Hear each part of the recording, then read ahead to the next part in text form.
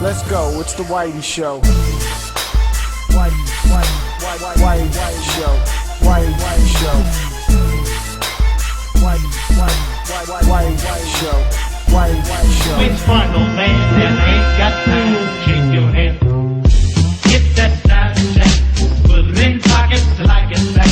Going downtown. Starry Track.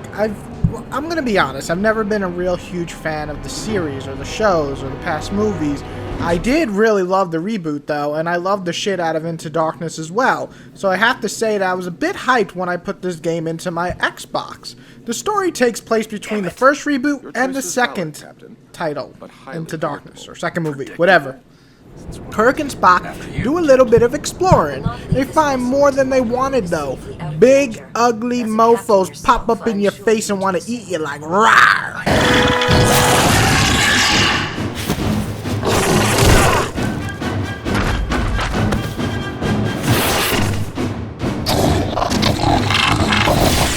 The gameplay feels very much like Mass Effect. You will go behind cover, shoot, use Spock as a co-op partner, and then get through a level. That's really it. There's nothing else to do. A couple of puzzles, but yeah.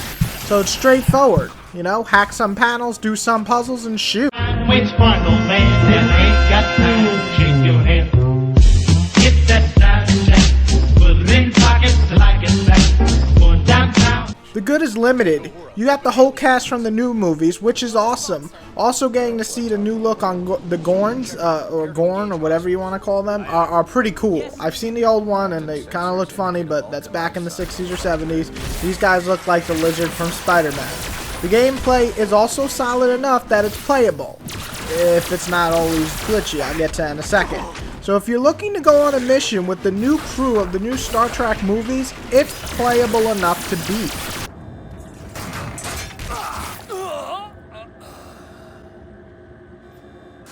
If I didn't know any better, I'd say that was a turret. However, on the flip side, it's just not that well made. The game is boring. This is the bad part. The game is boring, the guns are uninspiring, the movements feel like a glitchy version of Mass Effect, and the combat just never sparks, and it's just, once again, boring.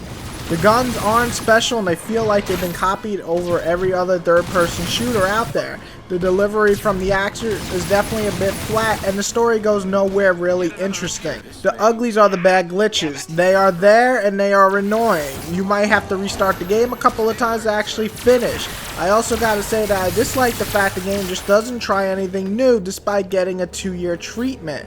Wolverine showed that it could be a lot of fun when you are still a movie game. This is the complete opposite, and it's not even an official movie game, so I can't accept that it's half-assed here.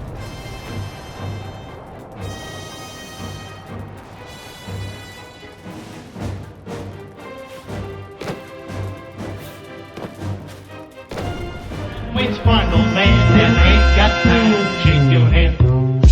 Get that side check, put it in pockets till I get back. Going downtown. You won't see my beautiful face today because my camera's giving me issues, but Star Trek is everything that you really don't want in a video game. It has some solid ideas, but none really come to light, and there's plenty of glitches to make you just look away from this game. It's a rent at best for big Star Trek fans, but honestly, it's a skip in every single way. Is it a break the game in half and shit on it? No, it's not quite Duke Nukem, but it is definitely a game that you could just pass altogether and forget about, or if you are really a big new Star Trek fan, you might check it out, but that's about the only reason you would. This game is nothing above a rent.